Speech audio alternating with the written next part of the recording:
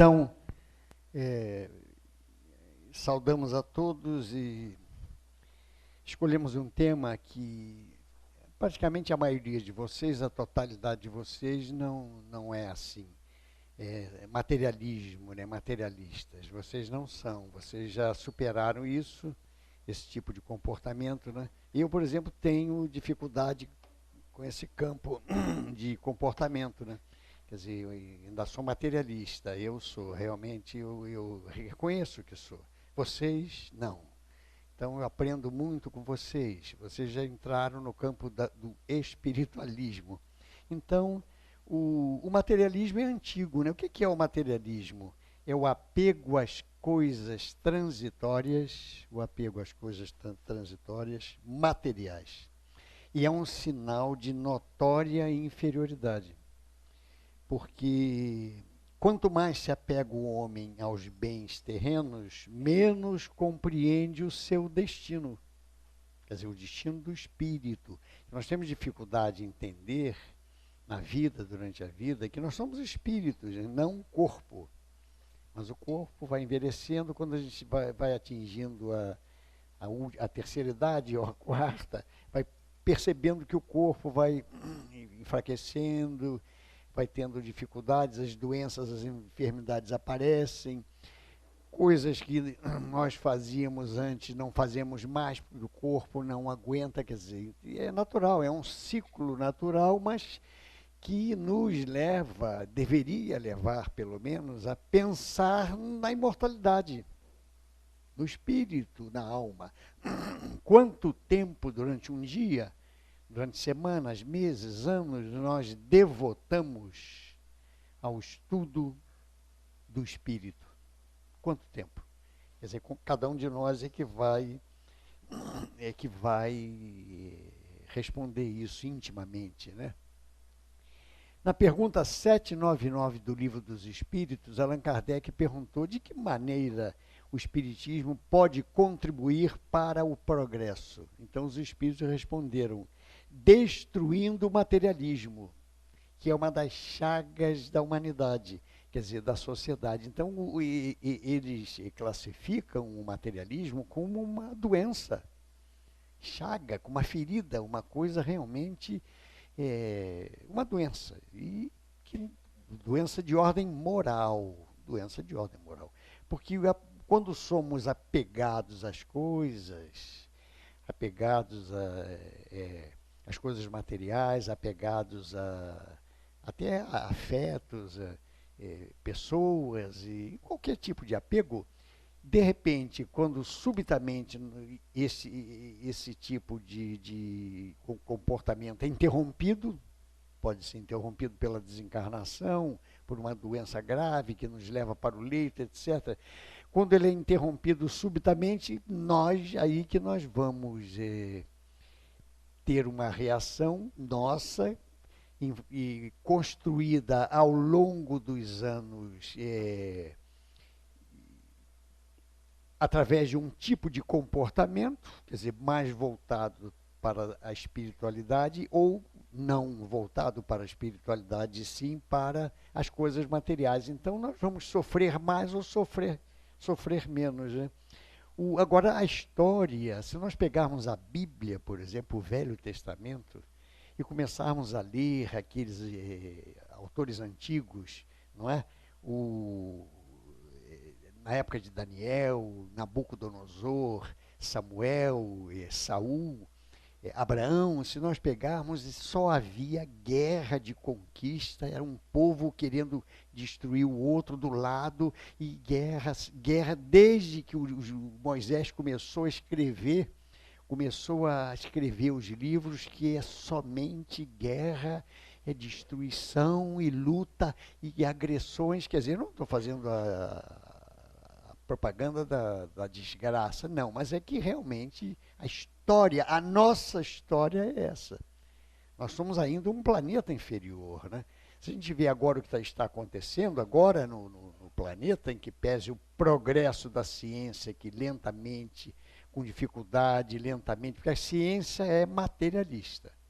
A ciência é materialista e só alguns poucos algumas poucas figuras da ciência voltadas para a religião, para a imortalidade da alma e o espiritualismo, que dão o recado, e como eles são figuras importantes no campo da ciência, os colegas dele, que são materialistas, olham com respeito. Por exemplo, hoje eu li num jornal de grande circulação aqui no Brasil, que o Joseph Feinberg, neuropsiquiatra, Joseph brasileiro, ele, Feinberg, filho de imigrantes pobres, médico, atribui cura de câncer. Ele teve um câncer no fígado durante 10 anos e ficou curado. Como é que ele ficou curado? Utilizando um processo mental que ele aprendeu com um Buda. Ele se expressa dessa maneira, com um Buda brasileiro, olha só, chamado Rinpoche. Rinpoche, não sei se é pseudônimo, se ele colocou um nome diferente nesse brasileiro, né? Em 2004, ele teve um encontro, em meados de 2004, com esse brasileiro, que é um Buda da medicina tibetana, morador de São Francisco, Califórnia, onde possui seu monastério e atua em universidades americanas. Na época, ele acompanhava também o tratamento de Steve Jobs. Quem foi Steve Jobs? Foi Steve Jobs. Foi o criador da Apple, né? Essa maravilha que é né? Então, que desencarnou de câncer, né? Não foi de câncer. Então ele conviveu com ele e se reunia com esse representante de Buda, que era brasileiro, mas que mora na Califórnia, e que ensinava técnicas mentais para se curar. O Steve Jobs não conseguiu, ele conseguiu. Então ele diz o seguinte, olha, o jornalista perguntou o seguinte a ele, o título é Conte Algo que Não Sei. Então a gente vê, isso aqui não tirei em nenhum livro espírita, eu tirei na imprensa materialista, na imprensa profana, na imprensa de todos os dias, do cotidiano. Então, ele entrevistou esse cientista que se tornou religioso, espiritualista, diferente do materialista. Então ele perguntou, conte algo que não sei. Aí o médico respondeu, as estruturas do cérebro são plásticas e desenvolvem-se ao longo da vida ao mesmo tempo que respondem de forma positiva ou negativa às relações que estabelecemos com as outras pessoas. Então, se eu estabeleço uma relação com outra pessoa positiva, eu vou receber influências, eu vou receber emissões eletromagnéticas do cérebro dela, da mente dela, positivas. Se for o contrário, emissões negativas, que vão me fazer mal. Mas eu é que estou promovendo o mal, porque eu agi dessa maneira, né? Então ele fala, por exemplo, que estabelecemos com as outras pessoas ao contrário do que pensávamos antes, do que a medicina, a ciência pensava antes. Então ele sabe que, como o cérebro é plástico, os neurônios, não é? Aquelas ligações entre as sinapses, tem médico aqui nos ouvindo que sabe disso melhor do que nós, mas elas são plásticas e recebem as nossas emoções. O Deepak Chopra, um médico americano que é indiano naturalizado americano, não sei se é, indiano naturalizado americano, ele falou num livro dele que neste momento trilhões de células, trilhões, do nosso corpo estão bisbilhotando os nossos pensamentos. Quer dizer, então o que eu penso vai me fazer bem ou vai me fazer mal? Se eu tenho o hábito da prece, a prece pode me curar, se eu orar. Eu ouvi outro dia um espírita falar, hoje nós estamos vivendo uma época que antigamente se orava uma vez por dia e bastava. Hoje nós temos que orar de manhã, de tarde e de noite, como se fosse receita homeopata. Toma remédio 3 vezes por dia, ou até alopata mesmo. Não é isso? Então o médico continuou. Olha que coisa interessante e realmente fascinante a entrevista com esse médico. O senhor teve uma vida conturbada e agora se dedica à estimulação magnética transcraniana, porque ele criou um aparelho que estimula o cérebro magneticamente. Ele fala dessa maneira, né? Aí ele respondeu, o jornalista perguntou, o que é isso? É um método desenvolvido no exterior para medicar pessoas, ele usa essa expressão, que por qualquer razão não podem usar remédios para transtornos cerebrais. Por exemplo, mulheres grávidas. A partir de um estímulo eletromagnético, tenta-se modular áreas cerebrais, onde esses medicamentos atuariam. Quer dizer, então, os estímulos substituem os medicamentos. Isso é teoria dele. Ele passou por essa experiência, ele tinha um câncer no fígado, ficou bom e trabalha tentando e usando o método dele, tentando curar as pessoas. No final, o senhor tem esta máquina? Aí ele respondeu, temos a de estimulação superficial e estamos tentando obter a de estimulação profunda. Quais são as indicações? No Brasil, a máquina está sendo usada contra a depressão com autorização da Anvisa.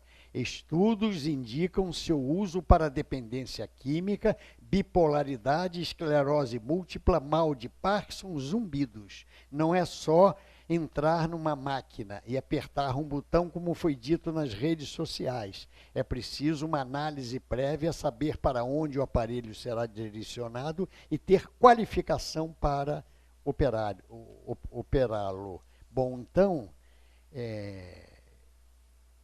ele ficou curado do câncer no cérebro, está trabalhando e essa cura mudou sua perspectiva existencial? Perguntou o repórter. Isso aí é espiritualismo, minha gente. Isso não é materialismo. É a ciência, a medicina, um representante importante da medicina, dando o seu depoimento, porque o espiritismo ele joga com 2 fatores que nós temos que nos curvar. Primeiro é a lógica da coisa, a lógica. E segundo são os fatos. Isto que este médico, foi no Globo de hoje, não sei se alguém leu isso que eu estou lendo aqui, porque no Globo de hoje, aqui está a fotografia dele, o título, e ele usou uma expressão muito interessante para colocar como título, o repórter colocou como título da entrevista, da reportagem, Deus e a ciência não precisam de comprovação. Não precisam. Vamos dizer, mas cadê a prova? Cadê a experiência científica de Deus? É só a gente olhar o efeito das coisas, os bilhões e bilhões de planetas, de sóis, esse mecanismo fantástico que a matemática, a física prova, explica e diz quem é o autor disso. É Deus, né? Então, essa cura mudou sua perspectiva existencial? Perguntou o repórter. Sim, ela me trouxe de volta à fé. Eu achava que meu acordo com Deus estava terminado, mas vi que havia uma margem de negociação. É a expressão dele, né? Uma margem de negociação. Está na hora de retribuir. Quero criar um grande centro para tratar quem tem dor na alma, quem perde a consciência de si, a capacidade de pensar e tem o vínculo com a vida cortado. E para todos, pobres e ricos. Tive sorte de nascer neste país. Ele elogia muito o Brasil, né? Ele é brasileiro, que fez muito por mim. Aí o repórter, encerrando, cura química com toque divino? não é contradição. Cura química, usando remédio, com um toque divino. Não é uma contradição. Tenho estudado Cabala e vi, resposta dele, e vi que Deus e ciência, em essência, caminham juntos e não precisam de comprovação.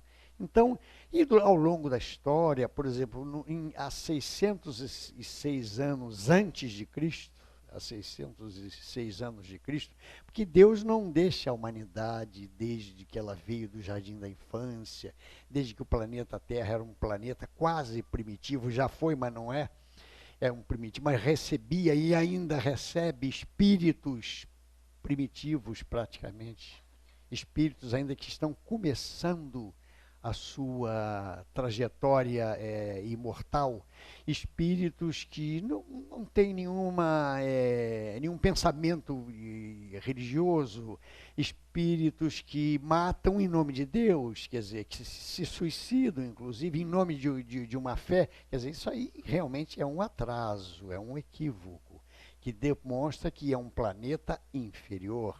Mas Deus não esquece, por exemplo, na época de Nabucodonosor, que foi o rei da Babilônia e que dominou Israel, ele um dia teve um sonho interessante, que muitos aí devem ter lido o sonho de Nabucodonosor. Eu, quando estava no ginásio, eu me lembro que eu estudei história, eu estudei Nabucodonosor, quem foi uma figura importante. Então, ele teve um sonho que foi o seguinte, quer ver, olha só, ele sonhou com uma estátua, cuja cabeça era de ouro, os braços e o peito de prata, o ventre de bronze, as pernas de ferro e os pés de barro. Então, ele teve esse sonho, voltou a dormir. Quando ele acordou, ele não se lembrava mais do sonho dele, não se lembrou mais. Então, ele chamou os magos, os feiticeiros, os adivinhos da corte dele. Olha, eu tive um sonho essa noite e quero que vocês interpretem. Eu esqueci o sonho. Eu quero que vocês me digam qual foi o sonho que eu tive, que eu esqueci. E que vocês interpretem depois o que significava esse sonho, o que significou.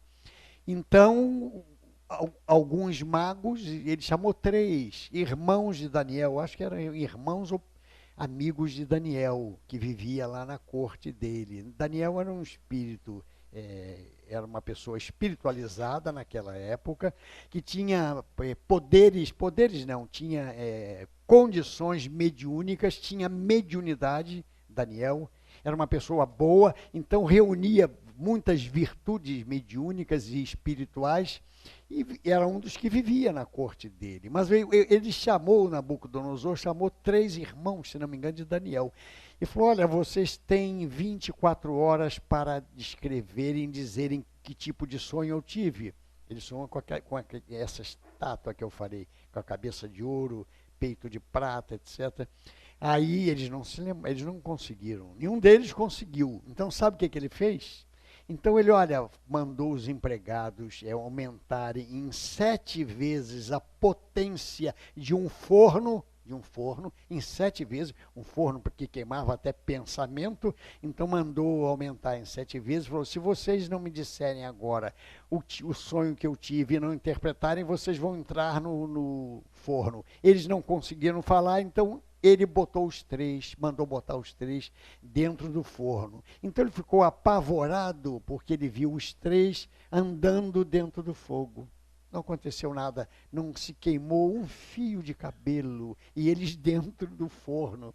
Aquela temperatura fantástica e terrível, e nenhum deles morreu, o fogo não atingiu nenhum deles. Foi realmente uma proteção espiritual das maiores que os 3 tiveram, e eles saíram do forno. Aí ele ficou aturdido, ele não conseguiu explicar que fenômeno foi aquele. Chamou Daniel, e Daniel falou: olha, eu vou descrever o sonho que o senhor teve. Descreveu o sonho todo. Então, a cabeça de ouro era o reinado dele, representava o reinado dele. Isso está no Velho Testamento, em Daniel. Se vocês pegarem lá o Velho Testamento, Daniel. Então, ele explica aqui, vocês querem ver, eu até anotei, peguei o Velho Testamento. A cabeça de ouro era o império da Babilônia, onde ele, Nabucodonosor, era o rei. O peito e os braços de prata era outro reino que existia lá na época. O ventre e as coxas de bronze era o império persa. As pernas de ferro e os pés de barro era o império grego. Impérios que foram se sucedendo com o passar do tempo, sucedendo o império babilônico, que ele era o chefe, né? Bom, ele sonhou com a estátua, aí surgiu no sonho dele uma grande pedra em que nenhuma mão, nenhum par de mãos segurou essa grande pedra e jogou em cima da estátua, e Nabucodonosor observando no sonho esse episódio, esse fenômeno, o que estava acontecendo. A pedra bateu na estátua e fez ela em milhares e milhares de pedacinhos. Então isso é uma alusão, isso é um acontecimento que a espiritualidade permitiu que acontecesse, para dizer que as construções materiais um dia vão desaparecer. E que nós, os meros viventes, até hoje, quem sabe nós vivemos lá na época de Nabucodonosor, 606 anos antes de Cristo. Muitos de nós podemos ter vivido lá. Nós somos, a maioria de nós somos espíritos da Terra. Nós começamos a nossa evolução espiritual. Quantos milhões e milhões de anos tem a Terra? Então nós começamos a nossa evolução espiritual aqui na Terra. Muitos vieram de Capela, como fala o Espiritismo. Muitos vieram de outros planetas, mas a maioria de nós veio fazendo a nossa evolução aqui na Terra, reencarnando aqui. Emmanuel fala em A Caminho da Luz, que todos nós já vivemos em todos os continentes do planeta. Que todos nós já vivemos em todas as raças, a raça branca, amarela, os índios, a raça negra, e vivíamos em todos os continentes. Quer dizer, então somos espíritos da Terra. Agora, outro exemplo fantástico veio na época de Jesus, cujo materialismo já foi mais atenuado, o espiritualismo começou a surgir, o pensamento humano começou a se modificar na direção do espiritualismo, sobretudo com Jesus. Então, quando ele saiu do templo com alguns apóstolos, os apóstolos olharam as construções de Roma. Mestre, que templo maravilhoso, que olha a construção arquitetônica, que coisa espetacular. Foi aí que Jesus falou aquela passagem famosa que falou: pois eu vos afirmo que em verdade não ficará pedra sobre pedra. Também é uma outra ilusão a que as construções materiais vão acabar um dia. Quer dizer, claro que vão continuar, a Terra não vai ficar estéril, as construções materiais vão. Quem leu André Luiz e quem leu o Nosso Lar, levanta o braço. Quem leu o Nosso Lar, levanta o braço. Quando todo mundo leu, a maioria leu. Então ele explica, ele descreve prédios, né? Prédios agulhados. E tem até uma igreja perto do bairro onde eu moro, que tem uma ponta, uma coisa pontiaguda, uma construção apontando para o alto, para o céu, né? Quer dizer, aí eu fico olhando aquilo, será que é parecido um pouquinho com o Nosso Lar? Uma igreja até mormon, se não me engano, americana, presbiteriana, coisa parecida.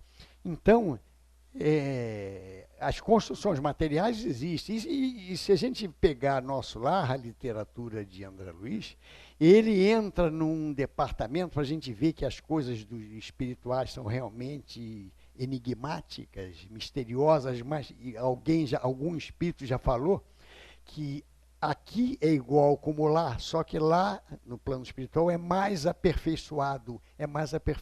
Então,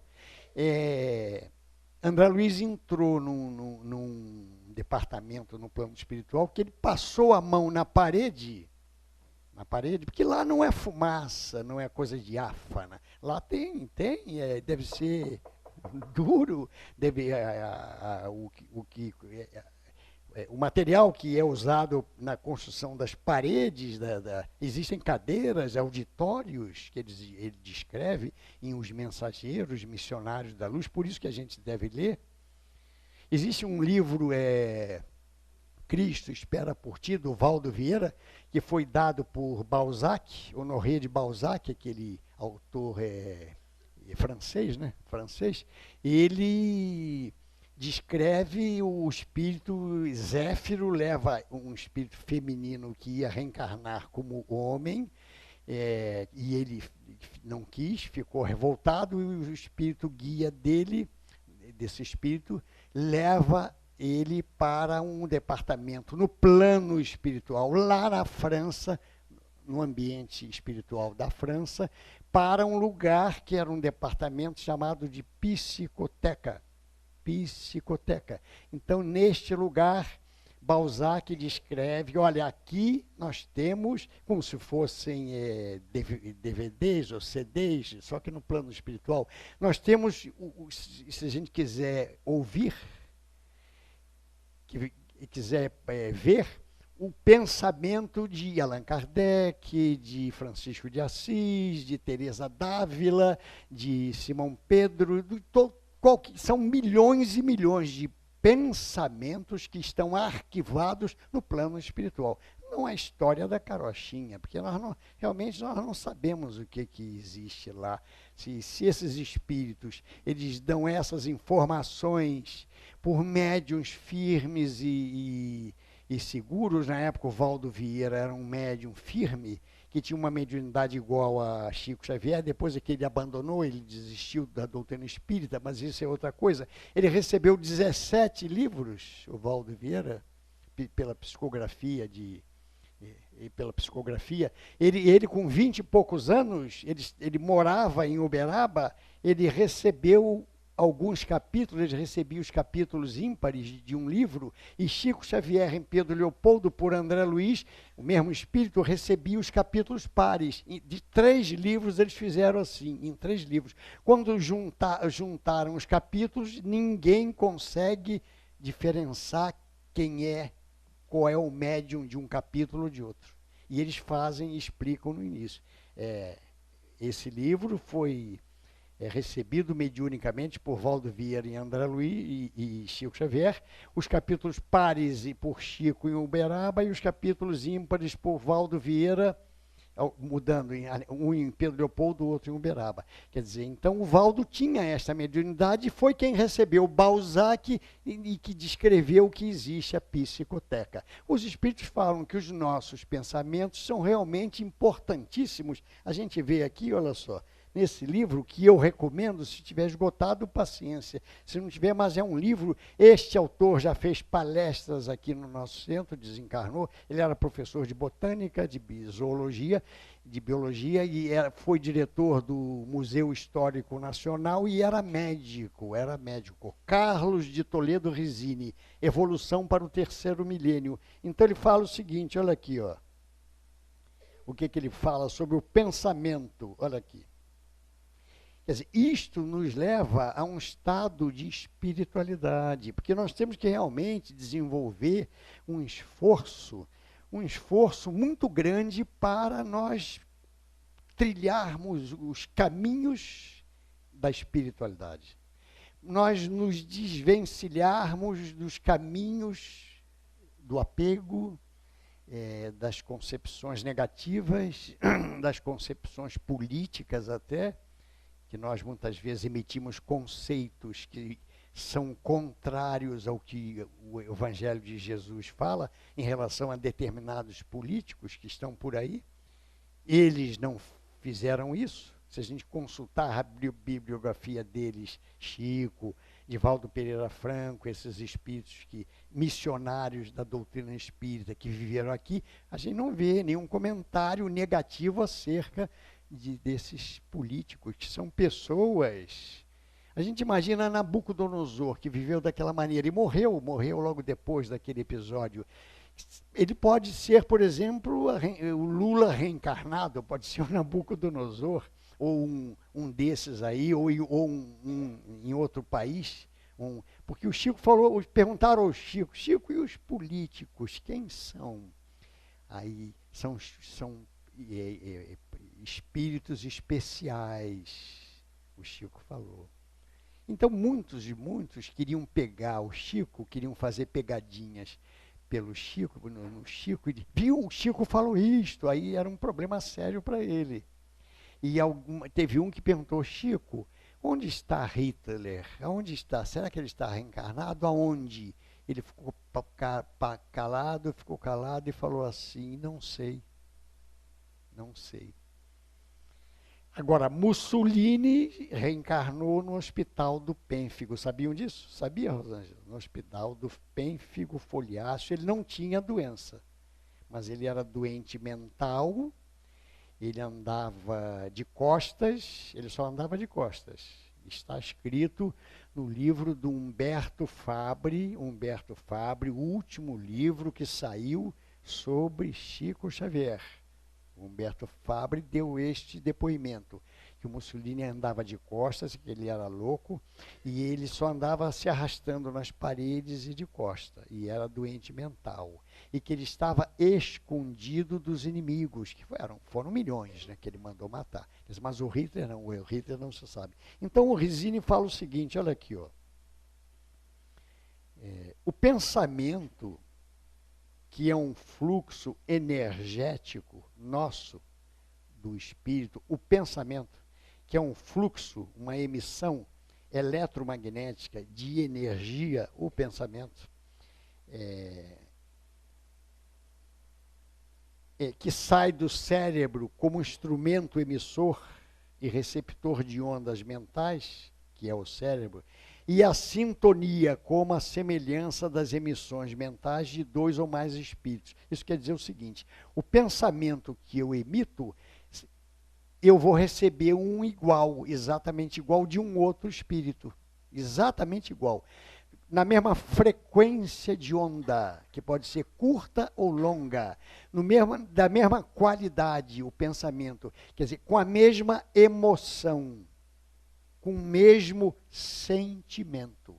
Então, este tipo de pensamento que eu jogo no ar, eu vou receber imediatamente a resposta que vai encher a minha convicção, fortalecer aquilo que eu penso sobre determinada coisa, seja espiritual ou não, e seja em relação a uma pessoa ou não, e vai fortalecer, sendo bom ou sendo mal, o pensamento, quer dizer, uma coisa científica. Então ele fala o seguinte, daí decorre a maior ou menor grau de comunhão mental de um com o outro. Por isso que a gente tem que ter o hábito da prece, trabalhar no bem, para construir bons pensamentos. A gente fazendo isso, nós vamos nos defendendo e vamos ter a capacidade científica, moral, religiosa, espírita, de construir bons pensamentos que vão nos defender nesse cipual da vida que nós vivemos, né? Então, desta decorre o maior ou menor grau de comunhão mental, a troca de ideias, desejos e sensações de um espírito para o outro. A lei regente desse intercâmbio é a afinidade moral. Então eu vou ter afinidade moral com um determinado espírito que vai pensar igual a mim, que vai receber os meus pensamentos e vai mandar exatamente iguais, né? Observamos que estas noções levam a compreender o fato de atrairmos as mentes que exibem o mesmo padrão vibratório e de comunicarmos-nos habitualmente com seres idênticos a nós, conforme nossos pensamentos, sentimentos, intenções e desejos. Temos a nossa companhia ou o séquito espiritual. Quer dizer, é isso. Então, ou somos espiritualizados, procuramos ser, né? ou temos uma tendência para o espiritualismo, ou somos materialistas. Quem vai definir uma análise nossa é o tipo de pensamento sobre tudo. Depois vem os atos, aquilo que falamos, as nossas construções no cotidiano, né? Então, e nisso entra a mediunidade. Por isso que Kardec disse que todos nós somos médiuns, que pelo pensamento nós atraímos espíritos desencarnados. Mediunidade, atração. A gente não sente, mas atraímos. Então ele fala, nesse sentido, mediunidade é a capacidade de sintonizar, isto é, vibrar no mesmo diapasão e intercambiar pensamentos. Daí dizer-se que todos são médios. Pensamos e o resultado é visível, denunciando a nossa condição espiritual mais íntima.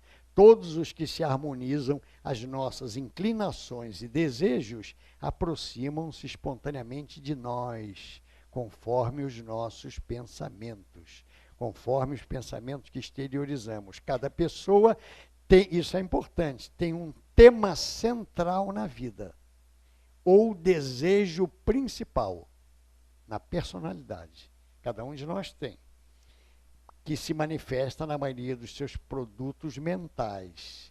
Se persistimos nas esferas mais baixas de atividade, dominados por maus propósitos, ambições desvairadas ou desejos violentos, só poderemos atrair espíritos animalizados que se nutrem de forças viciadas, projetando também as suas sobre nós. É, portanto, indispensável analisar o que damos para podermos avaliar o que receberemos, esclarece André Luiz. Daí a imperiosa necessidade de retificar pensamentos e sentimentos através da renovação mental que promana da prática do bem e do estudo do conhecimento. Por isso que a gente tem que ler os livros, estudar os livros. Daí o lema famoso, fora da caridade não há salvação, de Allan Kardec, né? O Chico Xavier, ele recebeu um sobrinho, filho de uma cunhada dele, que ele, completamente disforme, ele não abria os olhos, ele tinha uma película sobre a pálpebra aqui, que não deixava ele abrir os olhos, então ele era como se ele vivesse 24 horas por dia com os olhos fechados, com uma membrana em cima da pálpebra superior. Então, e inclusive ele era feio, ele não falava, ele é cheio de problemas mentais. E o Chico colocou ele ao lado da cama dele. O Chico cuidava dele, sabe como é que ele se alimentava? O Chico pegava a comida, amassava um bolinho de comida, abria a boca, quer dizer, Chico fazia coisas que muitos autores biográficos dele descrevem hoje, que só agora é que a gente vem a saber que coisas o Chico fazia em termos de renúncia, de abnegação, em termos de sacrifício pessoal em favor de outra pessoa. Quer dizer, esse era Chico Xavier. Então ele fazia a bolinha de comida, abria a boca do sobrinho, enfiava lá dentro e fechava a boca para o alimento descer para ele. Ele ficou assim por 12 anos. Aí Emmanuel chegou para ele e falou, Chico, quando o pulmão dele começar a crescer, ele vai morrer, ele vai desencarnar, porque a caixa torácica dele não tem capacidade de expansão. Então ele vai ter uma gripe, uma pneumonia e vai desencarnar. Aconteceu isso, ele estava quase desencarnando. Quando ele estava quase desencarnando, ele abriu os olhos. Chico viu o olhar dele. Aí ele olhou para o Chico com um olhar como se de gratidão, porque o espírito sabe. O espírito pode não falar, não dizer nada. A criança recém-nascida, no ventre materno, se o casal briga, a criança registra, porque é a vibração, são vibrações mentais. Eu li há pouco do Carlos Resini. São uma casa, as paredes de uma casa estão impregnadas das vibrações que a família constrói no dia a dia. Então não há mágica, não há. Isso aí que eu estou dizendo não é nada demais, é científico. O espiritismo fala isso, e todo mundo sabe disso. Então, o menino, o rapaz abriu os olhos, olhou para o Chico com um olhar de gratidão e desencarnou. Aí veio Emmanuel e falou: Chico, graças a Deus, este espírito foi um grande criminoso. Ele foi um grande criminoso e ele está há 150 anos sem poder ver a luz do dia. Somente agora que ele resgatou as coisas mais graves do passado espiritual dele, é que ele conseguiu ver a luz. Quer dizer, graças a quem? Graças à abnegação, à renúncia e o trabalho sacrificial de Chico Xavier. O Chico, domingo, enquanto ele viveu, durante 12 anos, aos domingos o Chico não saía de casa para ficar tomando conta dele. Isso eu já li em outros livros, que o Chico Xavier tem muitos livros biográficos, muitos autores, o Carlos Bacelli tem vários, esse Humberto Fabre tem, aquele que escreveu O Voo da Garça, que mora em Pedro Leopoldo até hoje, que é professor, escreveu um livro sobre Chico Xavier.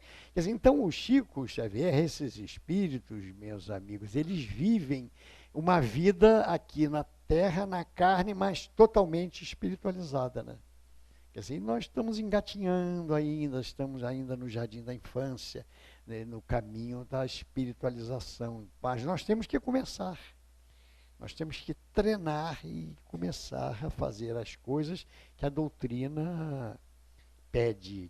Esse médico, ele se curou através de trabalhos mentais, de exercícios mentais, usando a máquina dele, que ele criou. É uma reportagem curta. Ele não entra em detalhes acerca de que máquina é essa, mas apenas uma máquina que produz emissões eletromagnéticas que vão até eu estava conversando aqui com a Cíntia, ele usa uma expressão, olha aqui, ó. Quando o repórter perguntou se era uma massagem cerebral, ele falou: melhor. A massagem aliviaria o sintoma. A estimulação é como se você... Aí ela é que me explicou isso, né? Porque ela é mais novinha, muito mais novinha. A estimulação é como se você resetasse. Quem sabe o que é isso? Eu não sei, negócio de computador, né? Computador. Resete o cérebro, como se zerasse o cérebro. A máquina faz. Como zerasse aquela área do cérebro que está comprometida, como se para reprogramá-lo, para reprogramar de novo aquela área. Mas não chega a isso, evidentemente, é uma analogia, falou ele, né? Então, meus amigos, o Humberto de Campos, para encerrar, senão vocês vão dormir, vocês não aguentam, Dr. Bezerra de Menezes estava fazendo uma exposição espírita num determinado auditório aqui no Rio de Janeiro, quando um grande amigo dele, mas um grande amigo dele, materialista, ateu, não acreditava em nada, quando o Dr. Bezerra abriu para perguntas, esse amigo dele falou: Bezerra, eu continuo ateu. E não somente por meus colegas, mas por mim. Venho convidá-lo a um debate público, a fim de provarmos a invencibilidade do materialismo contra as pretensões do espiritismo. Então ele lançou um repto, um desafio ao Dr. Bezerra de Menezes. Então, Dr. Bezerra de Menezes respondeu da seguinte maneira: olha, nós aceitamos o desafio, mas tragam também ao debate aqueles que o materialismo tenha soerguido moralmente no mundo, os malfeitores que ele tenha regenerado para a dignidade humana, os infelizes aos quais haja devolvido o ânimo de viver, os doentes da alma que tenha arrebatado as fronteiras da loucura, As vítimas das tentações escabrosas, continuou o doutor Bezerra, né, que haja restituído a paz do coração às mulheres infortunadas, que terá arrancado ao desequilíbrio os irmãos desditosos de quem a morte roubou os entes mais caros, enfim, os sofredores de toda a ordem, as pessoas com grandes dificuldades na vida. Quer dizer, então ele pediu que o materialismo trouxesse pessoas que tinham sido assim e que o materialismo tinha curado, tinha mudado. Claro que ele não ia poder, que o materialismo não cura ninguém, né? Não consola ninguém que está sofrendo. E por isso que a gente vê também, meus amigos, que a dor nos acompanha como remédio.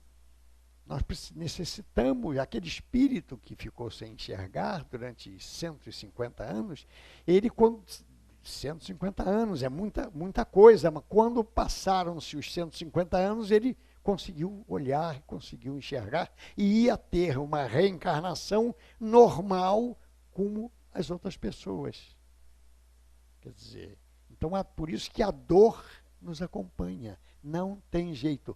Todo mundo sofre de uma forma ou de outra, todo mundo sofre. Então, aí o doutor Bezerra foi falando, os tristes que haja imunizado contra o suicídio, o materialismo, né? Os que foram perseguidos sem causa aparente, cujo pranto terá enxugado nas longas noites de solidão e vigília. Os caídos de todas as procedências, a cujo martírio tem ofertado apoio para que se levantem. Nesse ponto da resposta, o velho lidador fez uma pausa, doutor Bezerra, limpou as lágrimas que lhe deslizavam no rosto e terminou. Ah, meu amigo, se vocês puderem trazer um só dos desventurados do mundo, a quem o materialismo terá dado socorro moral para que se liberte do cipual do sofrimento, nós, os espíritas, aceitaremos o répito. Profundo silêncio caiu na assembleia e, porque o autor da proposição baixasse a cabeça, Bezerra, em prece comovente, agradeceu a Deus as bênçãos da fé e encerrou a sessão, né? Paulo de Tarso, falando sobre a fé, disse o seguinte: ora, a fé é o firme fundamento das coisas que se esperam e a prova das coisas que se não veem. A fé é o firme, está em Atos dos Apóstolos. Paulo aos Hebreus, aliás, 11. A fé é o firme fundamento das coisas que se esperam e a prova das coisas que se não veem, porque por ela os antigos alcançaram testemunho. Ora, sem fé é impossível agradar a Deus. Sem fé é impossível agradar a Deus, porque é necessário que aquele que se aproxima de Deus creia que ele existe. E quem foram esses antigos que ele cita aqui? Abel, Enoque, Noé, Abraão, Isaac, Jacó, etc, etc. Então, meus amigos, a consulta ao Velho Testamento nos traz lições importantes e veem que a Terra mudou bastante. Antes era um barbarismo, era povo contra povo, matança, ainda existe, lamentavelmente, ainda no Oriente, né? Ainda existe as guerras. Até tem uma corrente espiritualista que acha que vai haver a Terceira Guerra Mundial, que deve ser atômica. Se for, nós temos que rezar, todos nós, e pedir a Deus para que não aconteça isso. Que se for uma guerra atômica, o Chico falou, a Terra vai levar 1000 anos para se recuperar. Mas está nas mãos de Deus. Agora, só que nós temos livre-arbítrio. Os homens, os governantes, os mandatários que estão no poder, têm livre-arbítrio e Deus respeita até certo ponto, eu acredito. Quer dizer, está nas mãos dele. E se acontecer isso é porque nós precisamos da dor para modificar o nosso modo de ser e para sermos pessoas espiritualizadas. Que o Senhor nos abençoe e muita paz a todos.